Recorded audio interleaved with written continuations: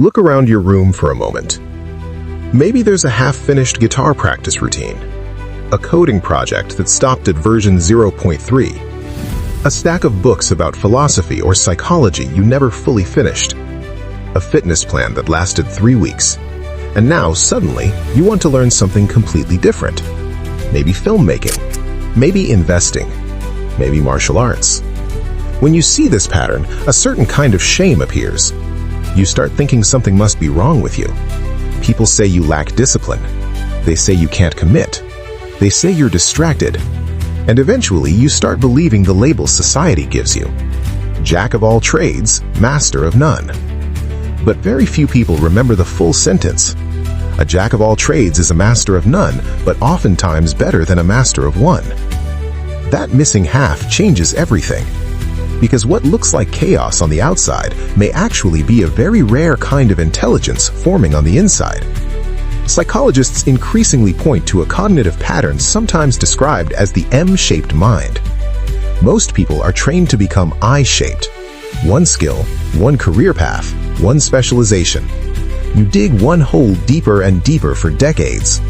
For most of the 20th century, this worked perfectly. Industries were stable.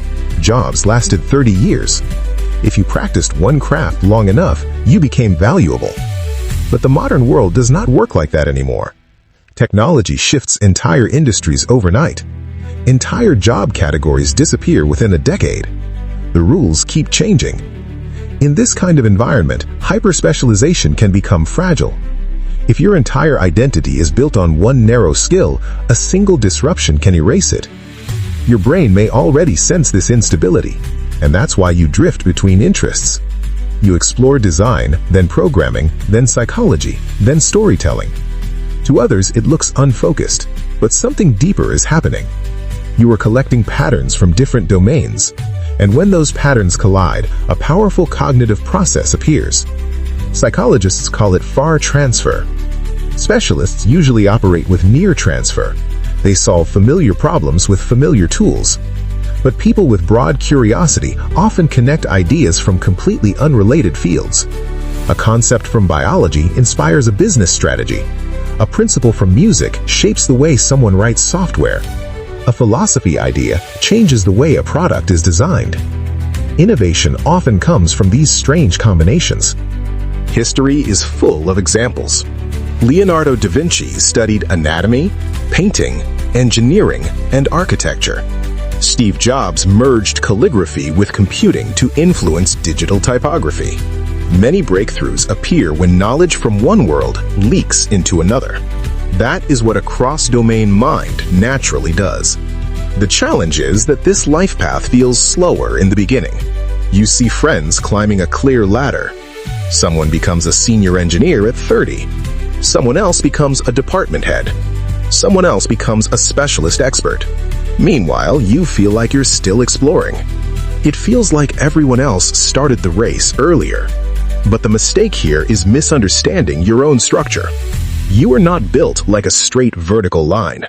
You are building something more like the letter M. Multiple pillars of depth, connected by curiosity. Each pillar forms during different seasons of your life. But here is the critical mistake many curious people make. They try to build all the pillars at the same time. They start learning programming, launching a business, writing a book, and studying finance in the same month. The result is predictable: burnout. Nothing reaches real depth. The solution is something called serial mastery. Instead of chasing everything simultaneously, you build your pillars one season at a time. One chapter of life might focus heavily on a technical skill. Another chapter might focus on creativity. Another on entrepreneurship. Each season deepens one pillar. Over time, those pillars connect.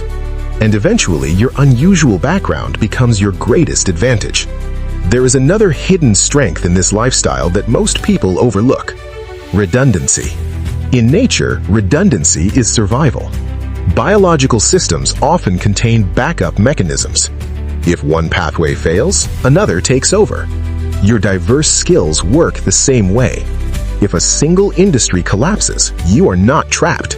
If automation removes one job category, you pivot.